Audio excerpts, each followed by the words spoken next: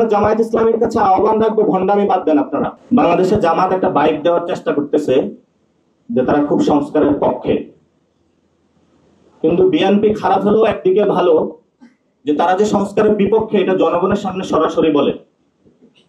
আর জামায়াত হলো এমন যে মনে ওরা সংস্কারের বিপক্ষে, মুখে তারা বলে সংস্কারের পক্ষে।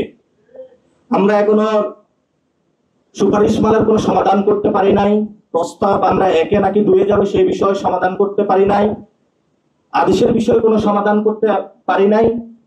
তারা নতুন করে মার্কেটে নিয়ে এসেছে গণভোট।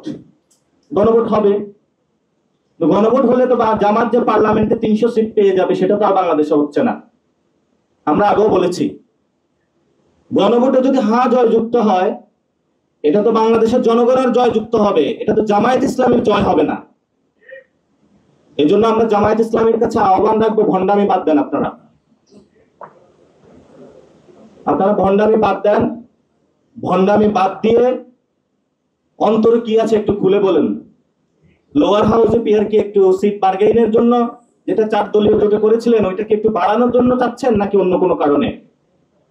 গণভোটের প্রশ্ন বা তারিখটা আগে চাচ্ছেন এটা কি কিছু সিট বাড়ানোর জন্য নাকি অন্য কোনো কারণে? যদি রাজপথে নামতে হয় যৌক্তিক দাবি নিয়ে নামেন। আর তাদের কাছে নতুন করে একটি ভর চেপেছে তাদের উপরে, তারা জনগণকে বোঝাতে চাচ্ছে যে আমরা হলো বিএনপির অ্যান্টি, বাংলাদেশকে নতুন একটি জায়গা নিয়ে যেতে চাই। কিন্তু আমরা মনে করি যে জামায়াত এবং বিএনপি নিজেদের মধ্যে আন্ডারস্ট্যান্ডিং করে ইলেকশনে সিট ভাগাভাগি করতেছে এবং সেখানে তারা জামায়াত প্রশ্ন নিয়ে এসেছে লোয়ার হাউসের পিয়ার, বিএনপি প্রশ্ন নিয়ে এসেছে নোট অফ ডিসেন্ট। এগুলো নিয়ে তারা সরকারের সাথে বার্গেইন করতে চায়, কোথায় ডিসি নিয়োগ দিবে, কোথায় এসপি নিয়োগ দিবে। জাতি যখন সংকটে, এই দুই দল বাংলাদেশকে অন্য একটি সংকটের দিকে নিয়ে যাচ্ছে। না, আমরা এনসিপির পক্ষ থেকে বলবো আমরা জনগণের কাতারে দাঁড়াচ্ছি, পক্ষে দাঁড়াচ্ছি। আমাদের কাছে গডফাদার নাই, আমাদের কাছে রয়েছে কিছু শ্রমিক, কিছু আলেম ওলামা, কিছু নারী, বাংলাদেশের হিন্দু সমাজ, আমাদের সাথে রয়েছে প্রান্তিক লেভেলের ভালো কিছু মানুষ যাদের দিয়ে আমরা নতুন বাংলাদেশ দাঁড় করাতে চাই।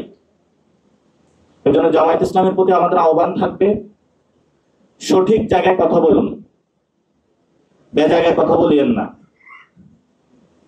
71ও আপনারা উল্টাপাল্টা কাজ করেছিলেন, 24ও এসে এখন মাথায় ভুল চেপেছে উল্টাপাল্টা কাজ শুরু করেছেন। এজন্য জামায়াত ইসলামীকে আমরা বলবো গণভোট নিয়ে জনমনে আতঙ্ক সৃষ্টি না করে সংস্কারের জন্য নোট অফ ডিসেন্টের প্রক্রিয়াগুলো কিভাবে আমরা একটি সমাধানে পৌঁছতে পারি,